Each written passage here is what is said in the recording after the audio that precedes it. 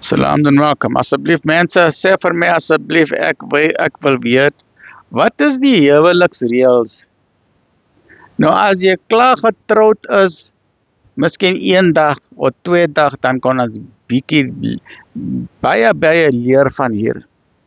As ook jy 6 maande getroud is of 6 jaar getroud is of 60 jaar getroud is, hierdie is 'n huwelike reëls.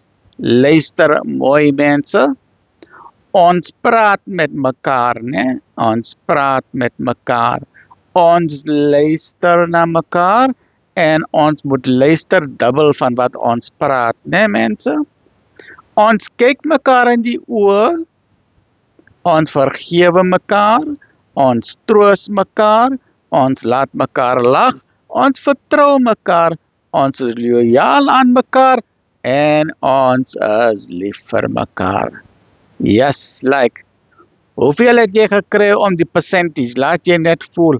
Hoeveel lyne is daar? 1, 2, 3, 4, 5, 6, 7, 8, 9. There's 9 lanes. 9 lines there.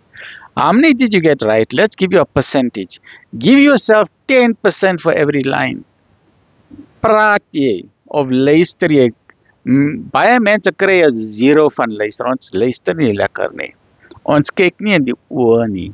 En vergewe, yes, like ons dink baie oor dit.